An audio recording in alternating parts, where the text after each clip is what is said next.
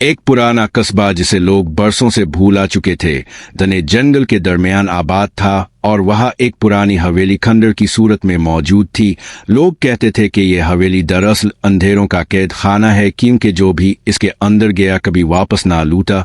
मगर कुछ लोगों का मानना था कि ये सब खुराफात हैं, असल हकीकत कोई नहीं जानता। मगर कस्बे के लोग हमेशा रात के वक्त हवेली की समत से अजीब रोशनियों और दिल दहला देने वाली चीखों की आवाजें सुनते। कई मर्तबा लोगों ने देखा कि हवेली की टूटी हुई खिड़कियों से खून जैसे लाल रंग के धोए के बादल उठते और कभी किसी बच्चे की हंसी, कभी औरत की रोने की आवाज, कभी किसी बूढ़े के कराहने की सदा सुनाई देती। मगर कस्बे के लोग खौफ के मारे कुछ ना कर पाते। यहाँ तक कि कई घरों के चिराग खुद बखुद बुए जाते और दरवाजे हिलने लगते। गांव में एक नौजवान था, इसका नाम हारिस था। वो निहायत दलेर और तजस्सुस रखने वाला लड़का था। हमेशा ये सोचता कि आखिर इस हवेली में क्या राज है। एक दिन वो अपने 3 दोस्तों के साथ वहां जाने का फैसला करता है। उनके नाम बिलाल, साद और फहद थे। रात के वक्त वो चारों मशलें लेकर हवेली के करीब पहुंचे तो अचानक दरख्तों से परिंदे चीखते हुए उड़ने लगे। हवा चलने लगी और अजीब सर्दी का एहसास हुआ, जैसे कोई नजर न आने वाली ताकत उनको रोकना चाह रही हो।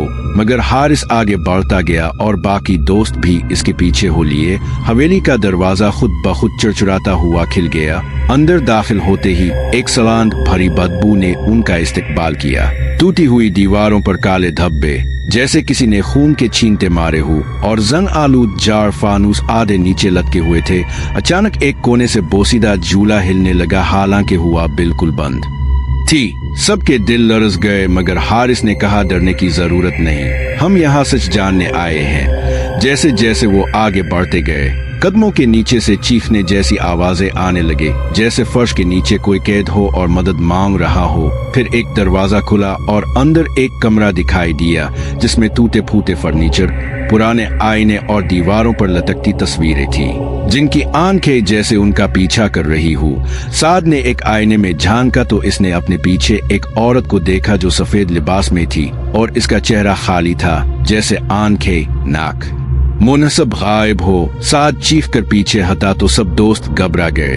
इतने में कमरा बंद हो गया और अंधेरा छा गया। फिर एक सरगोशी जैसी आवाज आई, तुम्हें यहाँ नहीं आना चाहिए था। हारिस ने मशल जलाई तो देखा कि फर्श पर खून से लिखा था, अंधेरों का कैद खाना। बिलाल ने कहा कि हमें फौरन निकल जाना चाहिए, मगर दरवाजे गायब हो चुके थे। अब सिर्फ अंधेरा और सरसराहट बाकी थी। अचानक उनके सामने एक बूढ़ी औरत नमूदार हुई जिसके हाथ और पाए लंबे और टेढ़े थे। इसने कहा, यह हवेली असल में एक जेल है जहां सदियों पहले एक जालिम जागीरदार अपनी बीवी और बच्चों की रूहों को कैद करके गया था ताकि वो दुनिया में भटकते रहे, और जो भी इंसान यहाँ आता है वो भी इस कैद में शामिल हो जाता है।